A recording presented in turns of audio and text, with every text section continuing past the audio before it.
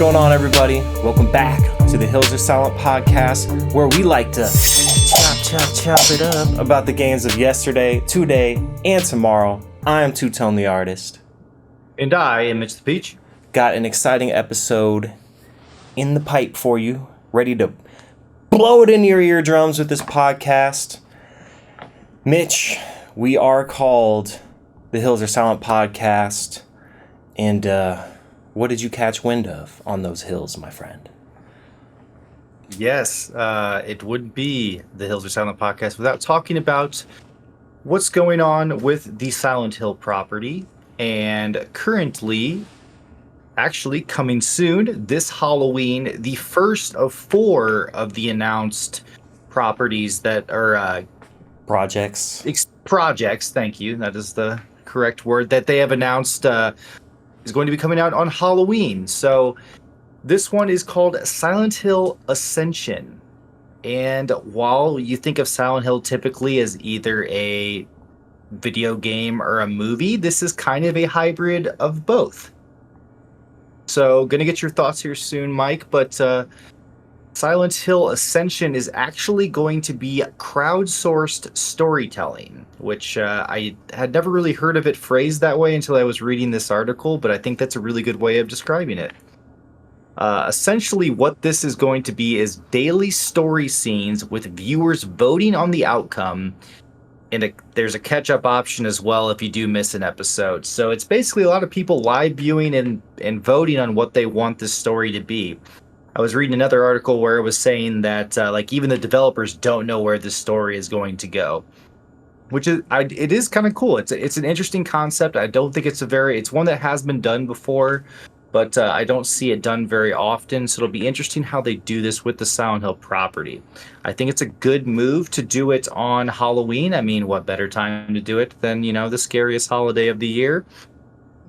But I will definitely be tuning in. Essentially, what you have to do is download an app on your phone, which I believe is what you're going to be using as you watch throughout. I'm hoping there's a way you can maybe stream it onto a bigger device, so you're not just watching it all on your phone and doing it all on your phone, but I may need to look a little bit more into that aspect. It is a collaboration between some developers that I'm very familiar with, including Behavior Interactive, which we have talked about, is the Dead by Daylight developer, Bad Robot Games, and Genvid Entertainment.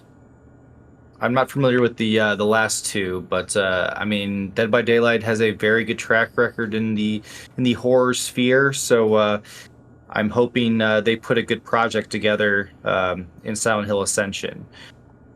I've been reading a lot of the user review or user comments or reaction to this news as well, and it's looking more negative than positive. People are not too happy that one of the 4 projects that are being done is this crowdsourced storytelling experience, but I'm going to wait and give it a try myself before I knock it. I'm curious to see what your thoughts are, Mike. Something you're interested in? Have you listened to or I guess watched any other crowdsourced storytelling stuff? Reminds me a lot of Until Dawn kind of thing, where it is a choose your own adventure type, but without the actual gameplay. Yeah, I'm not huge into the interactive story stuff. I mean, I'm laser focused on the Silent Hill 2 remake. I'll take it. If they're giving me extra Silent Hill goodies, I'll take it. I'll definitely watch this and check it out. Maybe a good story. But yeah, the games are really getting my blood pumping. So I see that this company's actually already made something like this with The Walking Dead called Last Mile, and it says they're also currently doing another project set in the Borderlands universe. So that's interesting that they've kind of carved out their little niche here on making these interactive stories.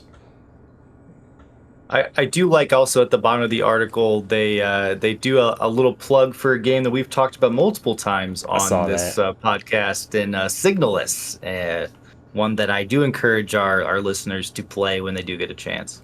Yeah, whoever wrote this article, at the very bottom, they say, the end of the article, it says, still, it feels like the true heirs to the Hill right now are much smaller indie teams like the creators of Signalus. Which is true. There's a lot of indie games that were heavily influenced by Silent Hill that are amazing. Signalis being one of them. Although I would kind of say Signalis is more of like a Resident Evil style game than a Silent Hill one. But That's where I was thinking too. yeah, so sure there's some nods to Silent Hill there, but I got way more Resident Evil vibes from that game. Anyway, this is cool, man. I'm just glad that Silent Hill is making a resurgence. We just talked about on the last episode about how sometimes video game franchises come in waves, and Silent Hill's been dormant for a long time. So I'm glad they're coming back full force with not just one game, but 4 projects in total, all being worked on by different studios. So they all should have a little bit different flavor to them.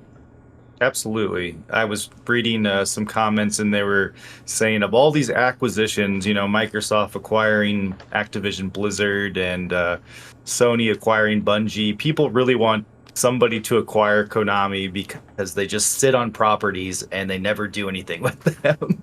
Yeah. Yeah, they are definitely a shadow of their former selves. Yeah, I mean, there's not been much Metal Gear except for the remakes that they just bring forward. There's been it's not too much lately in that area either. Yeah. But yeah, that's the Silent Hill news. It is something I'll check out and Mike will check out, and we will report back when the first episode airs on Halloween night. And it also wouldn't be the Silent Hill podcast if we don't go into some more game pickups. We are a podcast that loves to purchase video games, even when we tell ourselves we shouldn't. And, I picked some up. Mike's picked some up. We're going to go ahead and tell you what we got going on here. All right, man, let's roll into it. Let's see what you got.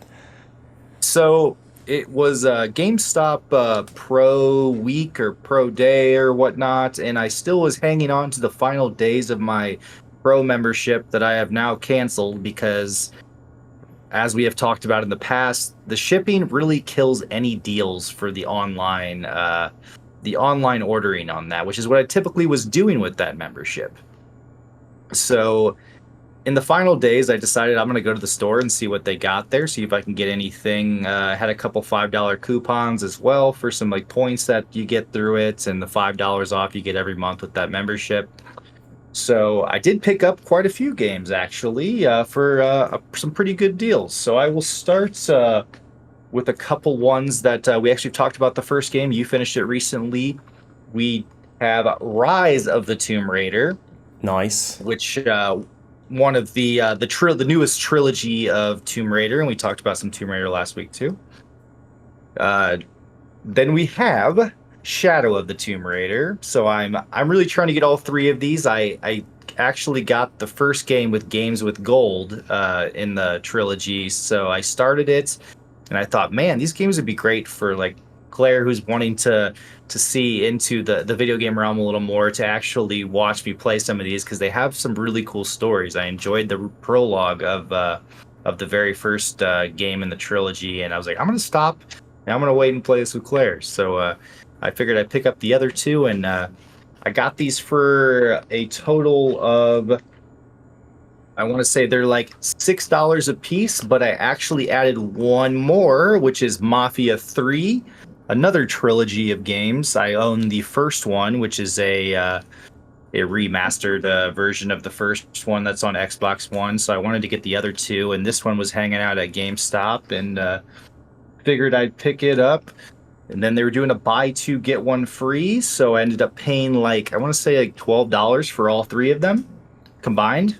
So that's beautiful, man. First of all, I'm pleasantly surprised you got these at GameStop, because we always say, if you catch them on the right day, you can still get a deal at GameStop. But I mean, mainly it's in store anymore because, like you said, they're just they're killing people on the shipping and handling minimum purchase limit nowadays on their online website. But yeah, dude, 3 games for about $4 a piece. I mean, come on! And those Tomb Raider games are really good games. So I love that. I love that when there's these especially when it's a really nice AAA game that for some reason just nobody's after it right now, so they just drop in price like crazy. So both those Tomb Raider games, like I said, I played through the first one earlier this year, and I'm going to get to those other two before too long. But if they play anything like the first one, those are amazing games. And to get them for $4 a piece, man, come on, they're practically giving them away at that point. And Right. Mafia 3, I did play that one briefly, but I don't think I really gave that one a fair chance. Do you own the other two Tomb Raiders on anything? I do. Oh yeah, Okay. I got the whole trilogy. Yeah, because when See, I was I was trying. when I was playing through the first one, I got about halfway through it, and I'm like, dude, I'm gonna finish this, and this is really good, and I'm gonna want to play the other two. So while I was still playing that first one, I went out and got the other two. Well, here I am trying to sneak some Christmas gifts myself, some shopping into our podcast again, but Mike's already got it. So now I gotta back to the drawing board. Yeah, man, when it comes to games, it's gonna be hard to find something that I probably don't already have or had at some point. I'll get creative. It'll all work out. So my last GameStop purchase was there. I also want to give a shout out to the GameStop employee. Dude was really nice.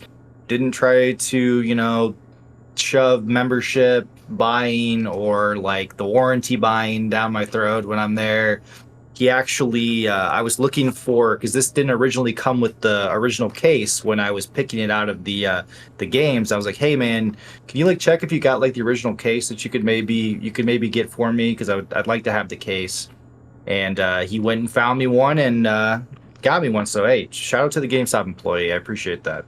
Nice. Yeah, sometimes if you ask, they'll dig one out of the drawer. They'll find a copy that has the case.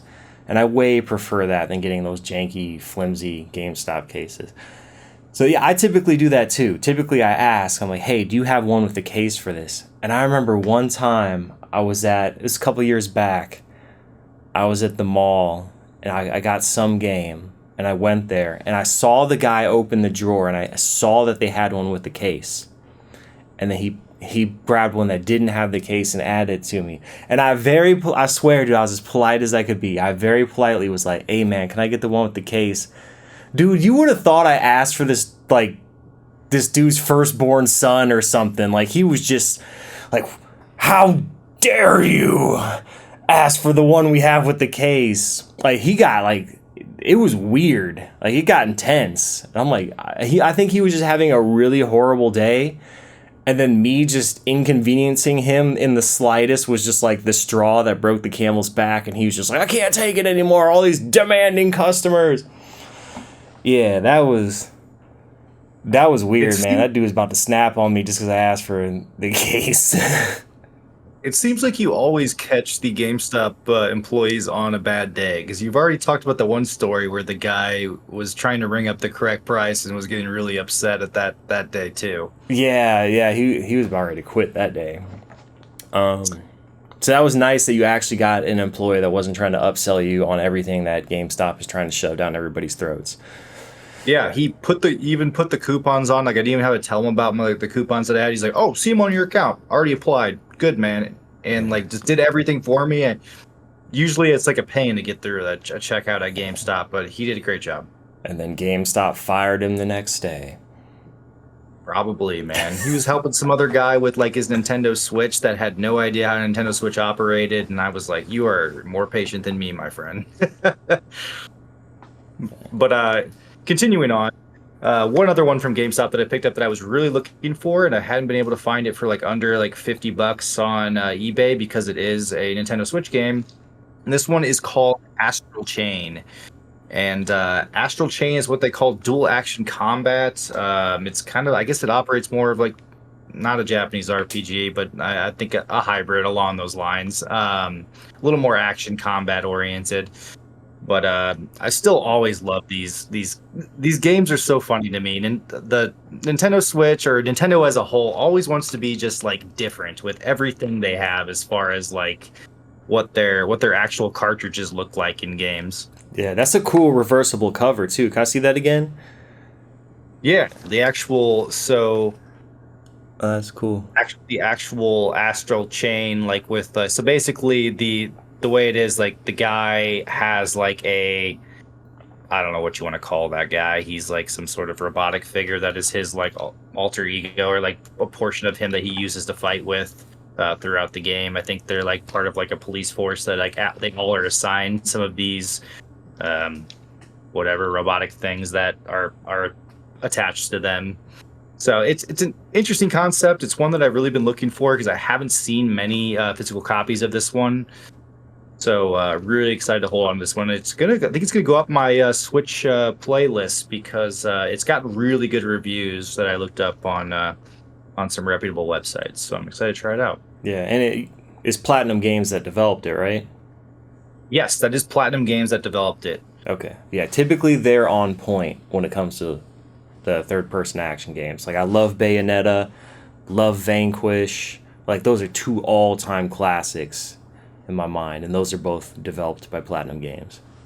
Yeah, absolutely. So yeah, just another nod to it. It would make sense the reviews are so good if it's developed by Platinum. Yeah. And then, kind of along the similar lines, I took a page out of Mike's book and I went ahead and got me a copy of Devil May Cry 5. My man. I was, I was looking on eBay. I've been finding some good deals on eBay recently. I think I picked this one up for $15, brand new. It was actually still sealed when I grabbed it. And I've been really wanting to finish it after Mike was talking about it. So went ahead and picked me up a copy, and I think it's going to go into my Xbox right after I beat Starfield, just so I can finish that up. Nice. And one thing I appreciated about Devil May Cry is that the single-player campaign was a self-contained story. Like I didn't have to get any DLC or anything to like round out the story or finish it off or anything. Because that's nice. Yeah, that just irks me when you have to get a game and then like to actually get closure on the story, you have to get the DLC as well. Yeah, just do some like extra side content, like, but just leave the story as it is. Yeah, I think the only DLC that game had was some extra cosmetic items. I think the ability to like unlock some stuff early, which is not that big of a deal, and then there's a DLC character so you can play as Virgil. But I don't think it actually adds any missions. I think you're just playing him instead of the other characters. I don't think it actually like adds a side story with Virgil or anything. All right, got it. Yeah, that's all I got though. There are a couple other things that I'm trying to get that I've actually already put some bids on eBay on. So I'm hoping one of them might be kind of a little bit of a bigger purchase, but I'll give you a hint there. I'm trying to add to the Wii U collection, and it's one I've been seeking for a while. Ah, okay, yeah. Don't spoil it for us, but I'm curious to know what that is. I'm gonna leave it at that. If you get it. All right. Well, myself, I've also picked up some games. First off, I should say, Persona 5 Strikers for PlayStation 4. Excellent. So I too was at GameStop not that long ago, and they had a deal where it was like buy 4 $5 games, get them for $10, or buy 4 $10 games for $20. Which I was like, all right, that's awesome. But they didn't have 4 $5 games I wanted or 4 $10 games I wanted. So that promotion was useless. And honestly, I don't even think they had 4 $5 games in general out of their entire, or at least like in their PlayStation 4 section. Right.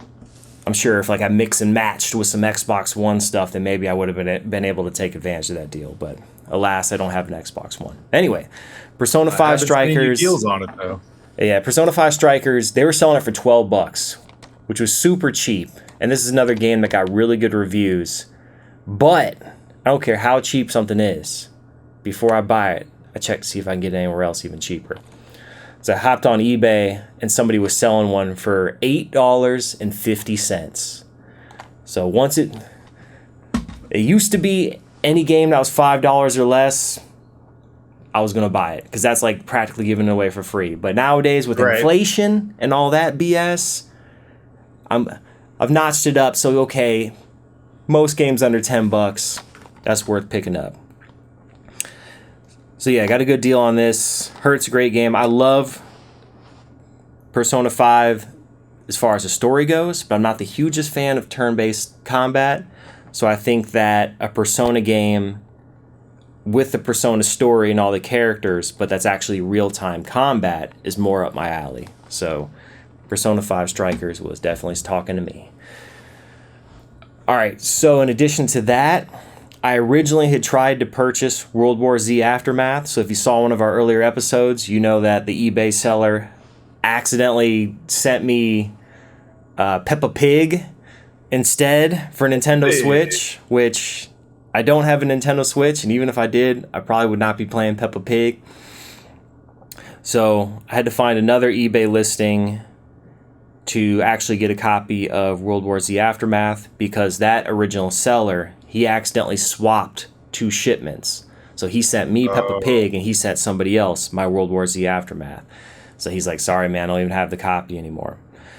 So anyway. Imagine the person who was actually trying to get Peppa Pig getting World War Z. Now I think, yeah. I wish I could have seen that reaction too. This is just me personally, but I would be less disappointed if I bought Peppa Pig and got World War Z than I was expecting World War Z and getting Peppa Pig. But I don't know, maybe that kid or whoever bought that Peppa Pig game really wanted it. So I did get World War Z Aftermath, and you and I had talked about it. You said that you played World War Z, but not the updated Aftermath edition. And the game's not in here because I've been playing it, but... But anyway, you told me it was a lot like Left 4 Dead. And in your words, you were like, yeah, it just made me want to play Left 4 Dead. And if I'm playing a Left 4 Dead style game, kind of just want to play the OG Left 4 Dead. But I will say, I've been playing this Aftermath one, and it is a ton of fun. And you are right. I mean, this is totally a carbon copy of Left 4 Dead. If I were not to see the opening screen that said World War Z, and I just walked in on somebody playing it, I would have thought it was Left 4 Dead 3 or something, or Left 4 Dead 4. Right. Like, I mean, they copied everything. It's just straight up a clone of Left 4 Dead. But that's not a bad thing. They did a good job. The game is fun. I love Left 4 Dead, and if nothing else, it's some new levels, new scenarios to play through with that great gameplay. So glad I got that one. That was like $16. And now, on to some more games that are a little pricier than I typically like. So as I mentioned, like $5 games, $10 games, even $15 games. I love it, man. I'm a cheap man. That's a deal. But every once in a while, there's some games that either did not get a wide release, so have a smaller number of copies out in the wild, so you know they fetch a higher price. Sometimes you got to just bite the bullet and get those games if you really want to get them. So as I've talked about before on previous episodes, I've really been trying to pad out my PlayStation 4 VR collection, because it's absolutely amazing to me that you can get physical copies of VR games, because the majority of VR games are only released digitally. And there's been some bangers that came out on PlayStation 4. So the first one is The Walking Dead Saints and Sinners Complete Edition for PlayStation 4 VR. And I mean, this one was only like $35, but still, for me, I'm not typically spending that much on a game. But I definitely wanted this. There's not too many more VR games on PlayStation 4 that I want to get. But this was one of the last ones I was really after, because this got really good reviews. I've heard it's a great VR game. And to sweeten the deal, it was released as a complete edition, so it's got all the DLC on the disc as well. And as everybody knows, I'm a sucker for complete editions. Just give me everything for one price, and it better be on the disc. Don't give me no download voucher. The other one is Super Hot VR. This is one of the first games I beat on VR. I played through this one on PC, actually. But I loved it, man. Super Hot. For those that don't know, the gameplay is nothing in the world moves until you move. So it's kind of like the Matrix in a sense, but a little bit of a spin on that. So you have all these enemies attacking you and fighting you. So if you don't move, you can assess your situation, see where everybody's going to attack you from, and then once you start moving, the whole world starts moving, the enemies start closing in on you or shooting you. And there was a game before the VR version. There was like a non-VR super hot game. But this is just perfect for VR. It's just so immersive for you to be able to stand still and then just move in slow motion and slowly dodge bullets as they're coming at you and then killing enemies and taking their weapon. And man, it was just, this is the type of game that VR was meant for. It is just that perfect immersion, I guess to say. So the caveat to this being, though, is that a lot of games only get physical releases outside of the US. So like China, Japan, the UK, they get a lot of stuff that's only released digitally over here. So Superhot VR was not released physically in the US. So as you see, I ended up picking up a UK copy. But PlayStation 4 is region free. It's all in English. So, I mean, you can play it here. Mm-hmm. This one was shipping and everything in total is about $40. But yeah, I know we were talking off pod, but I am very new in the VR space. I have not done much VR in my life, but when I am in Atlanta, that is one I'm going to start out with playing at your place, because I love that game just in general, non-VR. So I can only imagine how cool it is in VR. Yeah, absolutely. And that's the thing, like a game like The Walking Dead, Saints and Sinners, that's something you really have to sit down and figure out. It's real story driven, long campaign. But if you're just wanting to introduce somebody to VR with something they can just jump in, immediately get the hang of it, and also just kind of be in awe about how VR works, I would say Beat Saber if it's somebody who doesn't typically play video games and you're just trying to show them VR. But if it's somebody who does typically play video games, I would skip Beat Saber and go right to Superhot. It's a little too much and too intense for somebody who doesn't typically play video games, but for someone who's a gamer who's just trying out VR for the first time, yeah, that Superhot VR all the way. Yep. All right, man. And the last thing I picked up is another PlayStation 4 game. Man, I'm telling you, I've been loving my PlayStation 4. It may be last gen's console, but there's just so many good games for it. They're so cheap right now, and the console itself is still very powerful. The graphics are great. There's still a pretty large player base, so all the games still have online communities. But anyway, the last one I picked up for PlayStation 4 is Attack on Titan 2 Final Battle.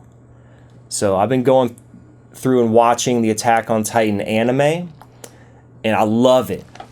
One of my favorites. And I think that it would make an amazing game. So I was very intrigued when I found out that there was an Attack on Titan game. So there's an Attack on Titan 1 game, and this is made by the people who make Dynasty Warriors, but it's not quite played like a Dynasty Warriors game. It's very unique combat that tries to mimic the show and the manga. But they released an Attack on Titan 1 game that covered Season 1, and then they released Attack on Titan 2 that covers Season 2, and then they released a DLC called Final Battle that covers Season 3. However, Attack on Titan 2 also covers Season 1. So I guess to reiterate, Attack on Titan 1 covers Season 1, Attack on Titan 2 covers Season 2 and Season 3. So if you pick up the second game, there's really no point in picking up the first game, since it basically goes through all those levels in the first game. And then Final Battle is the third season. But this physical release here, Attack on Titan 2 Final Battle, includes all of that. So this is like essentially the definitive edition. And it covers the first 3 seasons of the show. Now, the thing about this game is it had a limited release. So there's not a lot of copies out here of this game, and it's hard to come by. And because of that, it's been shooting up in price. Sure. And I've been seeing it at some used game stores for like $100+. And this rarely happens, but it seems like right now the price is actually dipped. And I saw a copy on eBay for $50. And I just thought to myself, let me just go ahead and snatch this up now before the price skyrockets again, and I'll never be able to get it for that cheap again. And also, like I said, I don't typically pay that much for games, but the fact that this is like 3 games in one, and it like, all right, man, I guess that sweetens the deal. It doesn't make me feel so bad about paying pretty much like full price as if it were a brand new game for that. Still isn't too bad, because I mean, brand new games coming out today are like $70, so that's true. people are probably looking at me like, man, you won't even spend $50 on a game? Like, I won't. No, typically not. And I definitely don't want to spend $70 on a game unless it's just like something I'm super hyped about. I feel like Attack on Titan has been in the final season for every season. It seems like they just keep releasing content and calling it the final season. Some animes do that. They just try to milk it so much. And I mean, movies do that too, TV shows. I remember, like, wasn't the last Harry Potter movie, or excuse me, the last Harry Potter book split into 2 movies or something? It was, yes. They're not ready for it to end, and they just want to squeeze as much out of it as they can. But yeah, that last season's been split into like 4 seasons. Yep. Anyway, so yeah, some cool stuff, man. Nice. After this, probably go back to getting some more cheaper deals on some games. Sure. So, Mitch, as you know, and maybe as some of our listeners know, I'm about to get married. And last weekend was my bachelor party weekend. The crappy thing is I got sick right before the weekend. And thankfully, I started feeling better the night before. So the day of us actually leaving, I was pretty much feeling recovered. It just worked out perfectly like that. But yeah, we went up to North Georgia, Dillard, Georgia, up in the mountains. We rented an Airbnb. That was a cabin up in the mountains over there. Super laid back, super chill. So we got there Friday night. It was about a 2-hour drive from Atlanta. And all of us were there except one of the guys. We called him, like, where you at? He was like, the GPS says I'll be there in an hour. An hour goes by. Didn't hear from him. We call him back, like, where are you at? And he's like, I don't know, man. This isn't looking right. I don't know what's going on. And then we asked him, what address did you go to? He went to the wrong Airbnb. So we had originally rented an Airbnb in a different city. No. And that Airbnb got canceled by the host. So then we got this one in Dillard, Georgia. So he must have just been scrolling through the text like real quick and clicked the wrong address. So yeah, he was in the complete wrong city. So we asked him, well, how far are you from the correct address? And we gave him the correct address. And fortunately, he was only an hour away. Okay. Yeah, it sucks he had to drive an extra hour, but he could have, those 2 cities could have been hours apart. He could have been like 4 hours away and just been like, screw it, man. Can't make it, guys. So he finally showed up, and cabin was beautiful. It was right on the side of the mountain. It had these cool wraparound decks with beautiful views. The top of the cabin looked mostly just like a regular house, but once you went into the basement, it had the nice, I don't know, cedar wood or whatever it was, and it really had that cabin look and feel. Had a high ceiling, nice lounge area with big couch and TV and like a game room down there. It was just totally the hangout spot. And I brought my Xbox 360. So I'm going to be partying with the guys. The best games to play at a party are Kinect games. So I brought my Xbox Kinect, although we didn't end up playing any. And Guitar Hero and Rock Band, which I brought a couple of guitars, and I brought my massive stack of Guitar Hero and Rock Band games, so we'd have plenty of songs to choose from. And 2 of the guys that came don't really play video games, but the other 3 of us do. And by the end of the night, I even had the guys who don't typically play video games jamming out with us on Rock Band and Guitar Hero. And once you get in the groove, even for new players, once they started out on easy, and they were able to work up the medium difficulty, and then we we were rocking at that point. Yeah, we played a ton of it Friday night, and we played a ton of it Saturday, and we also grilled Saturday and just hung out, laughed, had a great time. Like, sometimes life is so serious that you just need a day, like, just to hang out with your buddies and just laugh and not take anything seriously. You need more than just a day, but when you have a busy life, sometimes that's all you can squeeze in.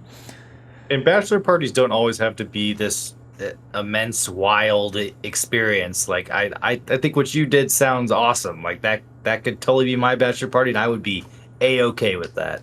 Yeah, and that's all I wanted. I just wanted to get out of the city for a while, just be in nature, just peaceful, just hanging out with some good friends. And also I wanted it to be cheap. I didn't want to ask too, I mean, times are hard, man. Stuff is really expensive right now. Rent in Atlanta is crazy. I just wanted everybody to be able to have a nice getaway and not break the bank. And yeah, it was a super cheap trip, but it was so much fun. I think we had way more fun than as if we were to go to like Vegas or some typical bachelor party spot where we would have spent a fortune and then just, it just would have been too much of everything. So, and I also forget sometimes that you can just have a mini vacation. Like, I'm always like, oh, I need to take PTO off and I need to go somewhere far away. It's like, nah, man. Nobody took any PTO off except for my buddy James, because he typically works on Saturdays. But the rest of us, it was just a typical weekend. We didn't have to take any extra days off. And we were just able to go someplace that's just a few hours away and then have an actual vacation. Nice. Yeah, sometimes you can just take a mini weekend outing. Absolutely. Yeah, I mean, no better therapy than that, man. Just getting away from the city. Our lives are so involved in the city, and the city is so fast paced. It's nice to get away. Even if I just go to Peoria for a weekend, it's like it's a nice breather. Absolutely. I mean, you definitely can relate. You're in Chicago right now, and just city life just moves at 1,000,000 miles per hour. And sometimes it's nice, especially when you want all that energy and excitement. But lots of times, man, we need that reminder that there's so many other places in the world that just move at a slower pace. And sometimes it's nice. It's very nice and calming. Absolutely. But shall we? Go ahead. What were you going to say?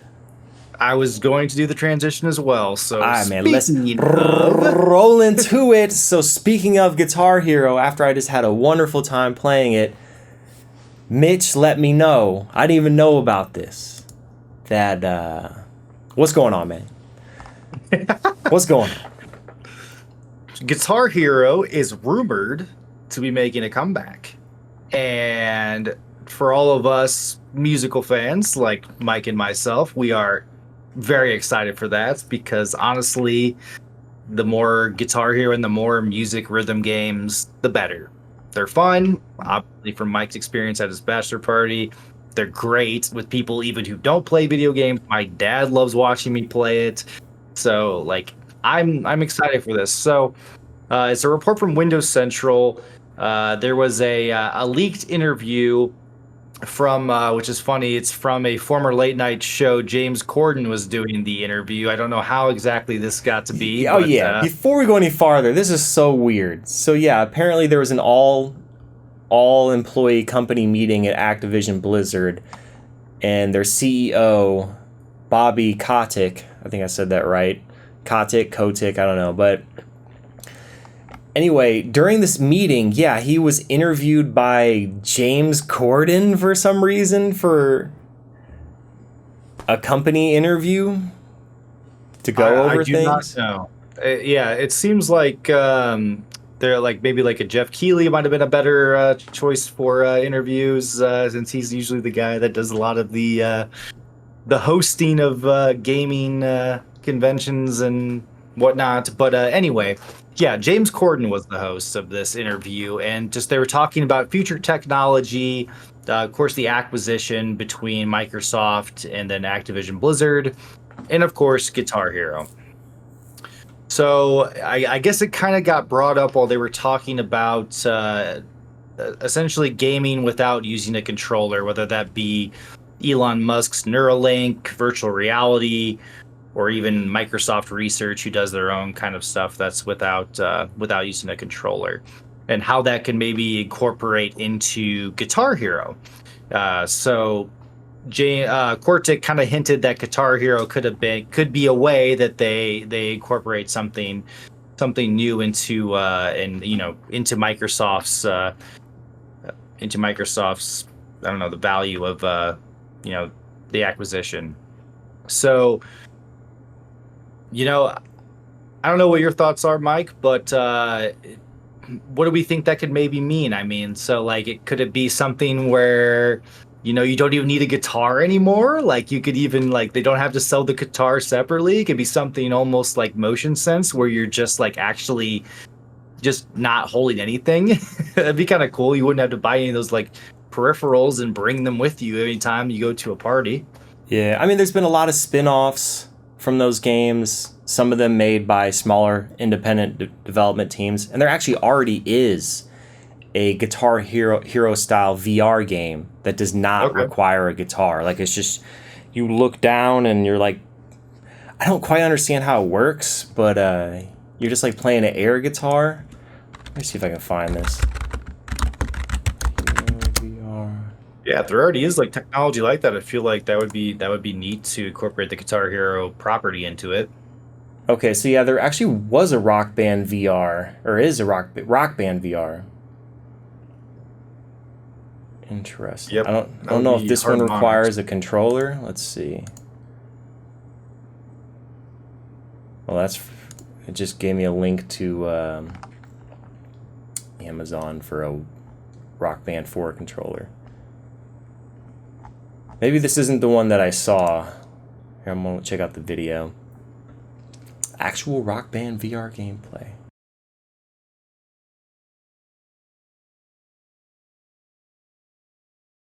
Okay, so it does look, anyway, just looking at the video, it does look like this one uses the guitar. Now that's cool. I think VR with actually playing the guitar and then making it look like you're actually on stage in front of an audience, that's pretty epic. Cool. I had no idea this existed. It looks like it's for Oculus Quest. I swear there was some other one that you just use your hands. Is it unplugged VR? That sounds like it likely is it. Unplugged? Yeah, I can see it. Let's see here. I'm watching the trailer right now. But anyway, the idea of just air guitaring it, I feel like, yeah, this is it. Yeah, you just like are air guitaring it on the Oculus Quest. That's kind of weird to me. I feel like I need to be holding something. If I'm going to be pretending to play guitar, I need like a physical peripheral. Sure.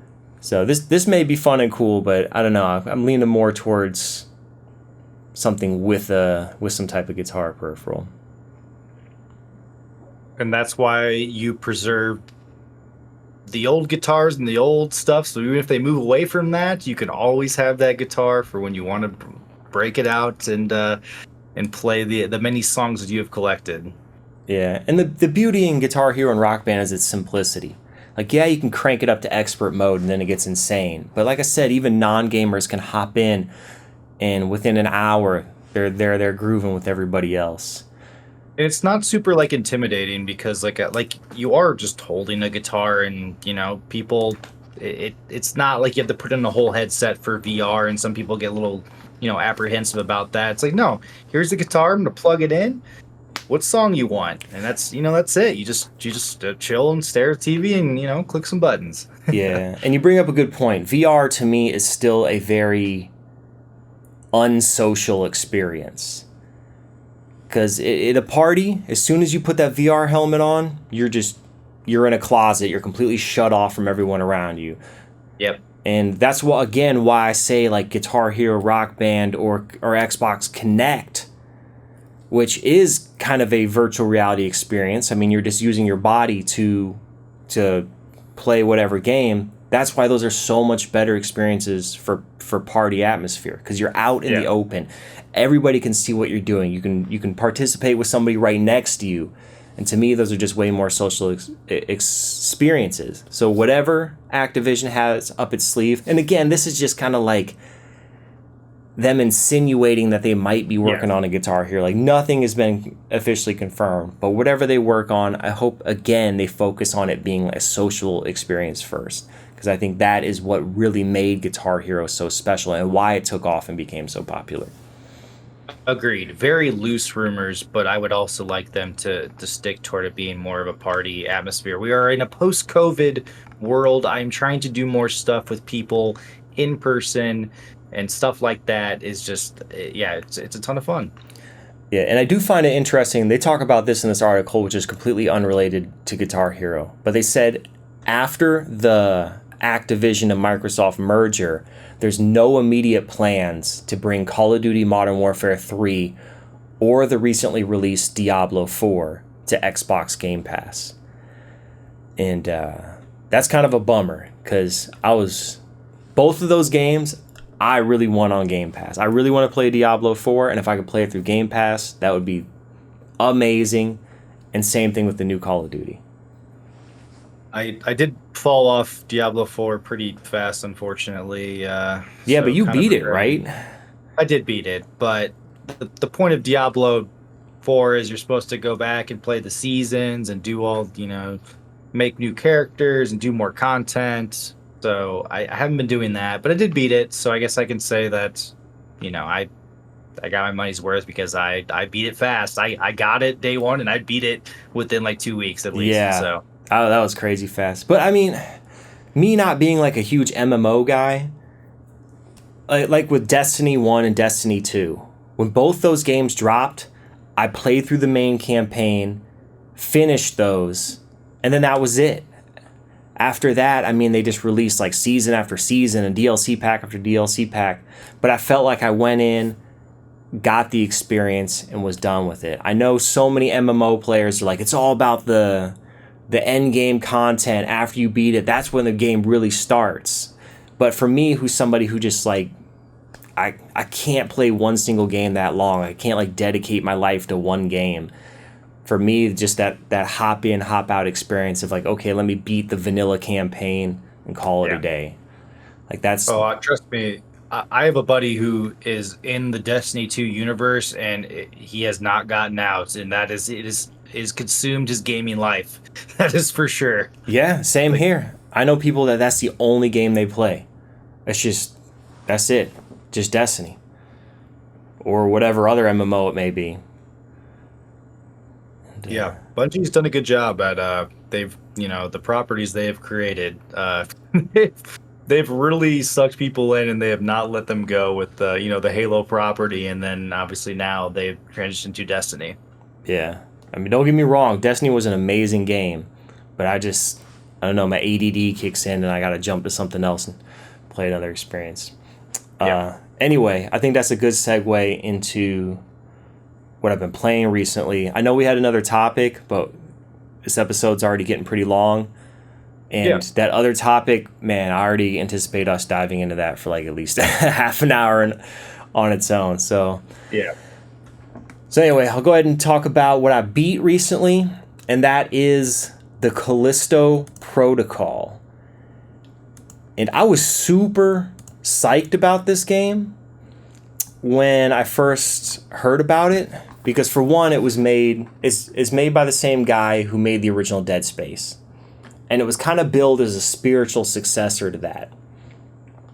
And then lo and behold, shortly after this game was announced as being a spiritual successor to Dead Space, EA announced that they had been remaking the original Dead Space. So that was kind of a tough spot for this game to be in, because all of a sudden you're going to release around the same time with a direct competing game for same style, same gameplay, same everything. And we all know EA Games has really deep pockets, and they can pretty much endless resources. Now, Callisto Protocol wasn't a very expensive game to make. It released, got mediocre reviews, and then the Dead Space remake released and got rave reviews. So I think that Callisto Protocol kind of was pushed into the shadow of the Dead Space remake. And unfortunately, it did not recoup its production cost. So it's unlikely that we're ever going to see a sequel, which is a shame. And the guy who worked on it, what's his name? Do you remember the guy's name? The game director who made this and who also made Dead Space. I'll look it up while you're talking. Good, because it's like right on the tip of my mind and I can't think of it. Is it Glenn Schofield? Yes, Glenn Schofield. So anytime I see this man, you can just tell he's passionate about games. And he gave us Dead Space, which was an amazing game. I remember going to GameStop the day Dead Space came out, trying to buy a copy. And then the guy working there, I mean, this was back in 2008 or 2009. I think it was 2008. The guy working there was like, I don't even know what game you're talking about. I never even heard of that. We don't have any copies of it. I'm like, it was supposed to come out today. Don't you guys always like make a big fuss about pre-order the games, get it day one? Yeah, GameStop gave no crap about Dead Space when it originally released. So I came back a few days later. They finally got a copy in. I bought it. And immediately I fell in love with it. I'm like, I was just so thirsty for some new horror. And this was around the time Resident Evil 5 had come out, which I enjoyed, but I was just like, Resident Evil is no longer my darling when it comes to horror games. Because at that point, they had completely moved away from it. So to then be given Dead Space right when I was really, really wanting some good third-person horror action, it was perfect. And then I played the sequel. That was even scarier. I loved it. I played the third one, beat it on co-op. A lot of people hated on the third one. It was amazing. I don't know what people are talking about. It's exactly what you could ask for in a Dead Space co-op game. Like, it plays like Dead Space in its co-op. Like, I don't know what the issue was there. And the graphics were amazing. Dead Space 3, even to this day, like, man, it holds up. So I was super, super psyched for the Callisto Protocol. But then it released, got middling reviews. I kind of held off. And then eventually it was $20 at the GameStop by my house for PlayStation 4. I was like, all right, man, I'll jump in now. It's $20. If it's not great, it's not a big deal. Well, you beat it, so then, I mean, it can't, so it couldn't have been that bad, right? It was not. It was not bad at all. It was a good game, but it absolutely could have been so much better. And I'm sad to say that because I really was rooting for this game and wanting it to be awesome and start a whole new franchise. Because who knows? We could have had Callisto Protocol and Dead Space forever competing for the next 5 years or something. And just competition breeds just better games. So yeah. And then as somebody who plays games, you're just spoiled because you're like, dude, I got 2 awesome games now. Exactly what I wanted to play. So the visuals are amazing. Even on PlayStation 4. Again, the PS4 is still holding its own. This game was absolutely gorgeous on PlayStation 4, on my PS4 Pro. It ran well. The story is very engrossing. The enemies are cool. The enemies change up as the game progresses. There's some good boss battles. But the level design was nice. It's a very, very, very linear game. But sometimes I like linear games. But the issue is just the combat. They really dropped the ball on the combat. It was very basic, kind of jank, and the combat was not fun. The thing with Dead Space, like, obviously it's kind of competitor. When you were killing those monsters in Dead Space with those like very, very unique guns, like they had ones that were shooting out like shooting out like not a chainsaw, but like blades and stuff where you cut off the limbs.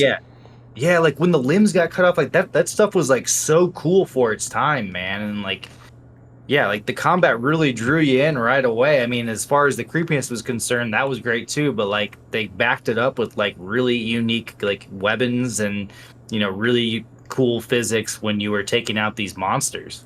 Yeah. And again, it's just so impressive that that was running on the Xbox 360 and PlayStation 3. You go back to those Yeah. games today and they still look and play amazing. And you're right, coming from Dead Space, which had very unique combat, which for a third-person shooter at the time is saying something, because on the Xbox and 360, there were a million third-person shooters and they all played the same. So to kind of get a different mechanic where it revolved around chopping off limbs, and then you had the ability, the telekinesis, where you could pick stuff up and throw it. So Callisto Protocol has that. So it's got melee combat. It also has some kind of standard guns, and then it does have the telekinesis ability as well. And just so much of it is very, very similar to Dead Space, but it's not quite as good. It's like one step backwards on everything, aside from the graphics but that's pretty much it. It's just the story is what kept me going. The levels and the cool character design is what kept me going. But yeah, every time a combat encounter started, I was like, oh, let's just get this over with so I can progress this story. Like there was nothing fun about it, combat wise. Yeah, it was just was disappointing, man. If they just refined the combat a little bit more, spent a little more time focusing on getting that right, this could have been an amazing game. Yeah. So it pains me to say this, but the game is good enough to play, but I really wouldn't recommend going out of your way to play it.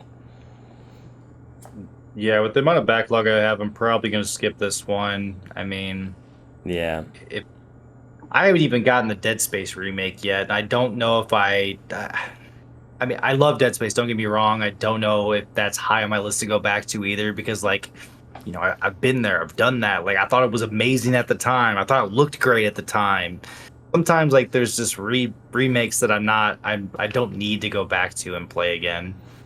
Yeah, we don't always need to tread the same ground. Although this game did get me pretty psyched for that Dead Space remake. Okay. Like the whole time I'm playing it, I'm like, man, if this is good, but I'm like, I really wonder how that Dead Space remake is. So, but again, Dead Space remake is not on EA Game Pass, and the game's still kind of pricey. So, I'll wait. It's not urgent. I'll wait a little longer and get it when. That's the thing. If it does come to like EA Game Pass, like, I will absolutely play it then. I just don't really want to. I can afford to wait, like you said. Yeah, I do think though that unfortunately Glenn Schofield, as soon as this game failed to perform, he stepped down and quit that company. So I mean, I'm sure he was kind of pressured to do that, but yeah, had this been successful enough for a sequel, I think that sequel probably would have been amazing. I think PlayStation really thought this was going to be a banger of a game, though, because I feel like I saw a lot of promotion toward it. Yeah, it was well promoted. It was, yeah. So it had every opportunity to shine, and I just think that when it came out and all those mediocre reviews just kind of stopped it in its tracks from selling well. Sure. But yeah, interesting, cool game, but just not quite there. Dang. All right, man. We are about at the 1 hour mark, so we can call it there. Any last words? Nope. I think it was a great episode. I'm intrigued to check out some of the Silent Hill thing. I'm hoping, because I am really craving some new Silent Hill content, so I'll take what I could get at this point. So we'll report back after tuning into that one. Cool. Thanks everybody for tuning in. You can find our episodes on Spotify, YouTube, Apple Podcasts. Where else can they find us, Mitch? Yep, you can find us on our Twitter, which is at Hills Are Silent. Our Instagram is Hills Are Silent. Our TikTok is at the Hills Are Silent podcast, and our YouTube again is at the Hills Are Silent. If you have any questions, comments, send them to our email inbox. I do have a collection of comments that we will get to, I promise. we've just been kind of having a lot to talk about, so been keeping the episodes at that hour mark. But hit us up on our email inbox, hillsaresilent@gmail.com. We'll catch you on the next episode.